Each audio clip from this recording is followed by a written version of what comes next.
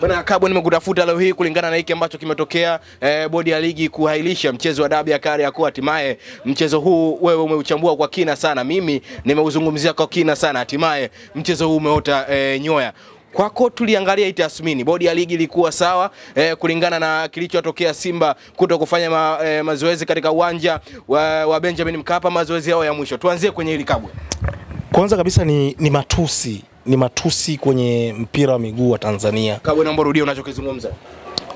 Kitendo cha kuhairishwa mchezo huu, kitendo cha kutokuchezwa mchezo huu ni matusi ya mpira wa miguu Tanzania. Ni matusi ambayo hayawezi kuvumilika kwa watu wa michezo na mpira wa miguu. Of course.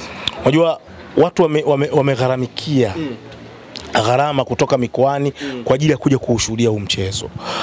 Mimi ninavyokuambia, kuna mshikaji wangu ametoka Kenya. Alisha booking na ndi hoteli, akaniambia ni sehemu gani ambayo inaweza ikawa ni karibu zaidi mimi nikienda kuangalia huo mchezo. Of course. Nikirudi inaweza ikawa ni rahisi. Ni mwandishi wa habari kutoka moja kati ya kituo kikubwa nchini Kenya. Alikuwa anakuja kuobserve hichi ambacho kinachotokea kwenye dabi yetu.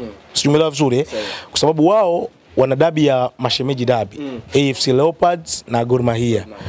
Na wenyewe wamepitia msukosuko wa kuhairishwa mchezo wao karibia mara 3. Lakini wanaona mchezo wetu umekuwa unafanikiwa kwa kiasi kikubwa sana. Shamra, mashabiki ujue dabi yetu sina tofauti sana. Mashabiki wa Simba na Yanga wanaenda pamoja kuangalia ile mechi. Kwa nataka kujua ni kitu gani special ambacho anaweza kaja akakiona kwenye mchezo. Lakini kwa bahati mbaya huu mchezo hujafanya nini? Umehairishwa. Unafikiri yule mwamba kutoka Kenya mpaka kuja hapa katumia gharama kiasi gani? Anajisikieje?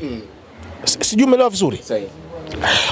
Kwa tukio ambalo limetokea, haya ni matusi kwenye mpira wa miguu, kwenye ligi ambayo inasemwa ni ligi namba 4 kwa ubora barani Afrika. Ni matusi makubwa sana. Lakini pili, Simba walikuwa sahihi ama hawakuwa sahihi? Hilo ndio swali la msingi ambalo watu wengi naona wanajiuliza. Binafsi yangu mimi, Simba walikuwa sahihi. Simba walikuwa sahihi kugomea? Simba walikuwa sahihi. Kwa nini Simba walikuwa sahihi? Ni kwa sababu mamlaka ya mpira wa miguu kwa maana ya TFF na bodi ya ligi wameshindwa kusimama kama viongozi kuelekea huu mchezo wa dabi. Namrudia kuna unachokizungumza. Mamlaka ya mpira wa miguu kwa maana ya TFF na bodi ya ligi wameshindwa kuusimamia huu mchezo ipasavyo wao kama watu wenye mamlaka. Kwa nini? Jana taarifa zilianza kutoka mapema sana kwamba Simba wanazuiwa kuingia kufanya nini? Kufanya mazoezi. Ernest, dunia sasa hivi ipo kiganjani. Teknolojia ni kubwa sana. Taarifa inatoka, video zinatapakatwa sehemu tofauti. Na kibaya zaidi inasemekana kwamba viongozi wa Simba waliinua simu kuwapigia viongozi wa bodi ya ligi, ikiwemo kamishna wa mchezo ambaye yeye ndio anahusika kuratibu mchezo mzima kwenye ule uwanja.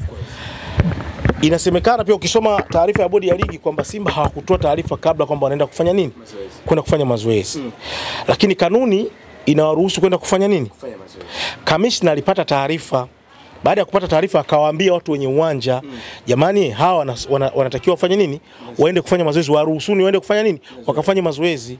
Lakini wakatokea watu ambao hawafahamiki, nasemekana ni mabouncer wa Young Africans, wakaenda kuwa block wale wasiende kufanya mazoezi. Sasa kilichonishangaza sio Simba kutokufanya mazoezi. Kilichonishangaza ni wale mabouncer ambao inasemekana ni wa Yanga kwenda kuwa block Simba wasiingie kufanya mazoezi. Mamlaka zilikuwa wapi?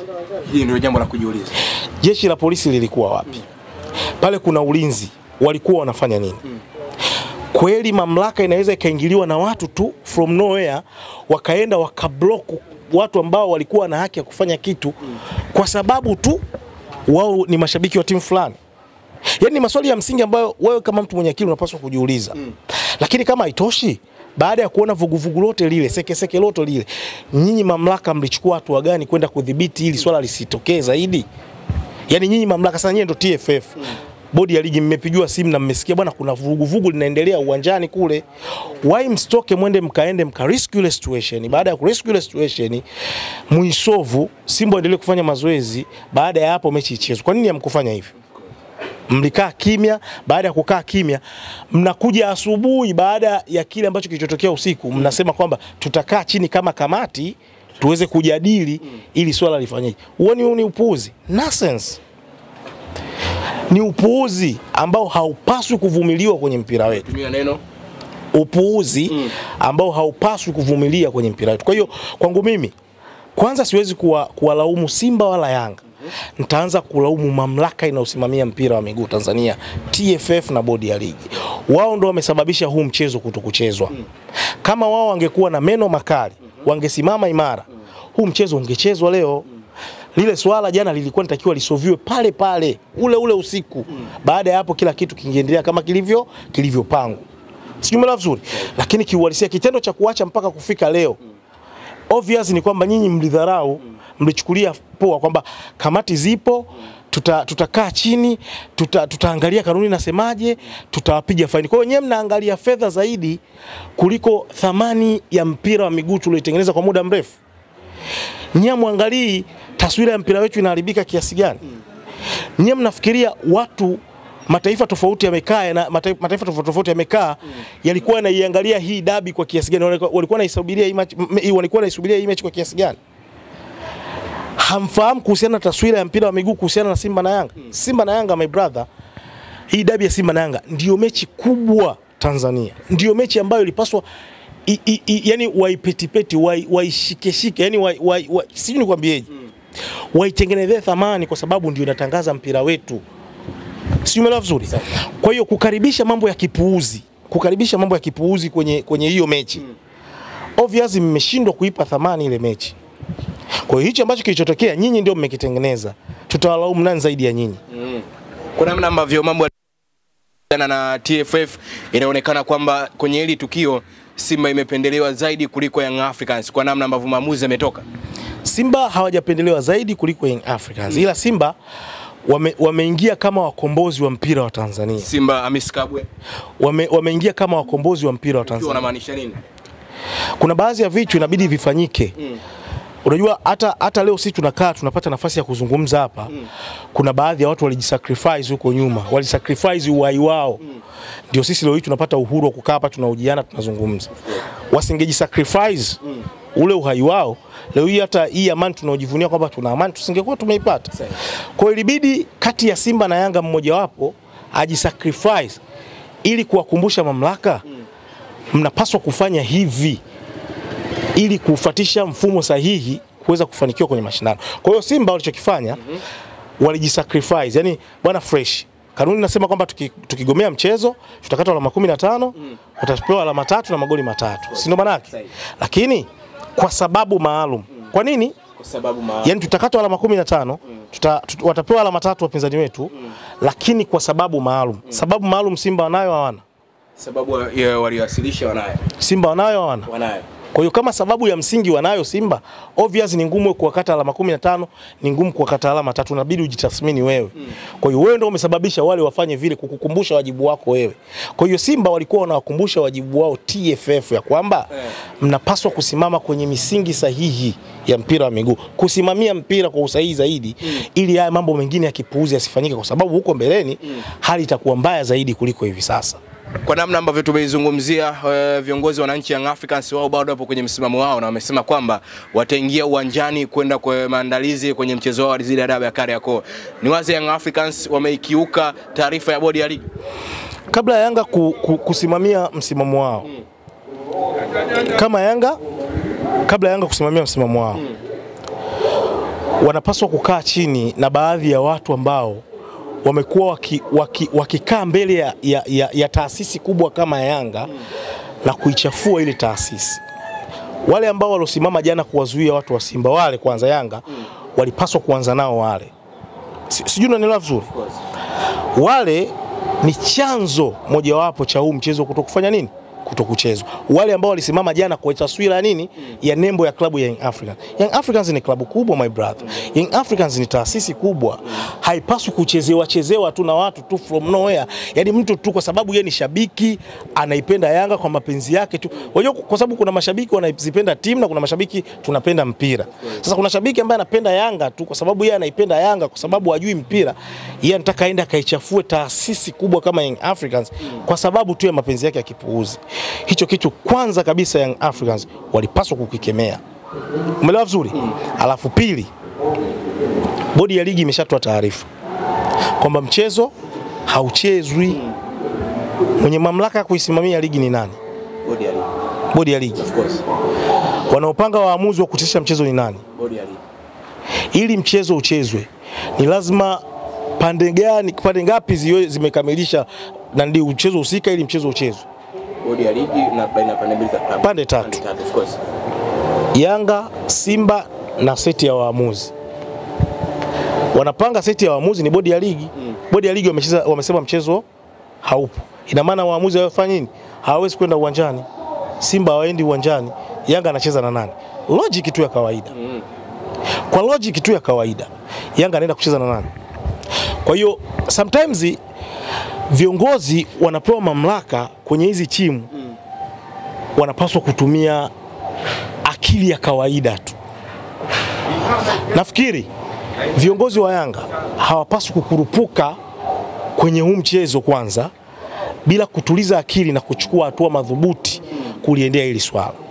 Kwa sababu kabla ya hapa inawezekana bodi ya ligi na wao wakawa na sababu za msingi za kwa nini wameiahirisha hiyo mechi. Na wakaibana Yanga. Kwa sababu mpira wetu umekuwa na favor nyingi sana ambazo kiuhalisia ukizifuatilia kaka utagundua bado kuna makosa mengi mno. Umeelewa vizuri? Bodi ya ligi watasema sisi Yanga bado tunawapa favor sana nyinyi. Wakikaa kwenye vikao vyao hawawezi kuongea wazi. Wakikaa kwenye vikao vyao watasema mbona sisi tunawapa favor nyinyi? Nyinyi mnamfadhili nyinyi. Mfadhili wenu kadhamini vilabu 6 nyinyi. Ambapo kiuhalisia ni kwa maana ya ueledi wa football haikupaswa kuwa hivyo. Fresh. Nyinyi hamtaki kutusikiliza sisi na sisi tutakachokifanya sasa ni kuhakikisha kwamba tunaminya mfadhili wenu kudhamini vilabu 6 alafu atabaki na nyinyi. Nyinyi si huyu mfadhili wenu ndo anawapa kiburi. Na huyu si ndo kadhamini vilabu 6 na sisi si ndio tumeruhusu adhamini hivyo vilabu 6. Sisi tunambania huyu. Hayo yote yanawezekana. Ndio kinachotokea hicho. Yaani kwenye ligi yetu bodi ya ligi wanatoa favor kwa Simba, kwa Yanga. Ili baadaye likitokea jambo wamelikoroga wanakuja kuwabana sehemu fulani tu pap. Kwa hiyo hawa wanakaa kimya. Kwa hiyo usio na wasiwasi. Young Africans kama timu kubwa wana haki ya kutikisa kiberiti. Ila na kuhakikishia ratiba inapangwa na mechi itachezwa. Kwa namna ambavyo ligi kuu soka Tanzania bara ilivyo, Simba na Young Africans, ni wazi ligi ya msimu kwa hivi vilabu viwili imekuwa ni ngumu, ama ubingwa msimu umekuwa ni mgumu sana Kabwe kwa namna ambavyo imeanza hivi sasa. Kiuhalisia ligi ni ngumu. Ligi ni ngumu sana na ndio maana unaona pressure yote hii. Kila timu ikihitaji kupata angalau alama 3 ili kujiweka sawa. Na mechi ya Simba na Yanga ilikuwa ni moja kati ya mechi ambazo zina athari chanya. Yaani Yanga kama angeshinda huu mchezo wa leo wa Simba, wananchi Young Africans ubingwa ulikuwa huu hapa yani. Mapema kabisa Young Africans walikuwa wanachukua zao ubingwa mapema yani. Pale Jangwani watu wanakula zao shushu. Sijui mna vizuri Lakini Simba alikuwa akimfunga Yanga. Alikuwa anatengeneza mazingira mazuri kabisa kwenda kuchukua ubingwa. Kwa nini? Ni kwa sababu mechi zilizobaki unaona kabisa haziwezi kuwapa ushindani Simba na Yanga. Ni ngumu. Huo ndio uhalisia, ni ngumu. Kwa quality in terms of mambo ambayo yanatokea nje ya uwanja, kila kitu. Simba na Yanga bado walikuwa na nafasi ya kwenda kuchukua ubingwa endapo kama mechi ya leo mmoja wapo angeweza kupata matokeo ya ushindi.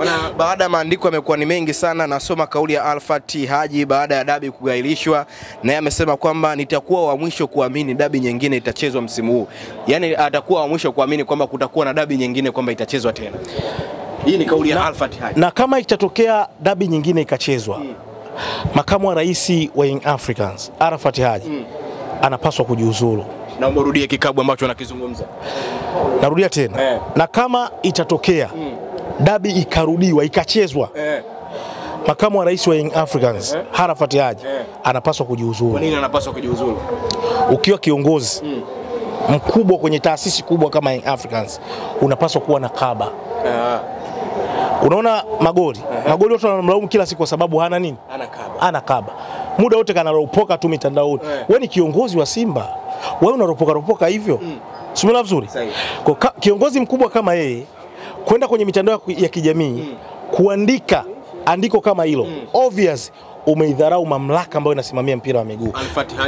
Yani kitendo cha kuandika tu hivyo, kitendo cha kuandika tu hivyo mtandaoni ni kwamba anaidharau mamlaka inayosimamia mpira wa miguu Tanzania na chombo chao ambacho wamekiunda wenyewe, kwa maana ya bodi ya ligi, kwa sababu bodi ya ligi inaundwa na vilabu. Of course. Simela vizuri. Kwa hiyo amedharau yale mamlaka ambayo wameyaunda wenyewe. Maana yake ni nini? Maana yake ni kwamba ikichezwa hii mechi Arafat Haji hana sifa za kuwa kiongozi wa Young Africans. Ikichezwa hii mechi Amiskabwe, Arafat Haji hana sifa ya kuwa kiongozi wa Young Africans, ni kiongozi dhaifu. Magoli naye aliibuka akasema hawatocheza tena mechi hata moja mpaka kamati itoe adhabu kwa kile ambacho kimefanywa. Ikiwa uongozi wa Simba ulishatoa taarifa, wewe Magoli unaandika mitandaoni ili iweje? Wewe Magoli unaandika mitandaoni kwa cheo gani? CEO wa Simba ameandika taarifa ya kwamba bwana tutacheza na nini, akaandika vyote kulingana na jinsi ambavyo wenyewe walivyopanga. Magoli wewe unatoka unaenda kwenye Instagram page yako unaandika ili iweje? Leo hii TFF akichukua hatua kwenye issue ya udhibiti wa viongozi, hawa mashabiki wa Simba na Yanga ndio wanakuja wanaanza kuwalaumu TFF, wanawapendelea. Simba vizuri. Lakini sometimes kiukweli ukija ukichunguza hivi vitu, viongozi wengi wanavyoendesha hivi vilabu hivi wanaendeshwa na hisia za kishabiki kuliko uweledi. Kitu ambacho sio sahihi kwenye mpira wetu na hakina afya yoyote.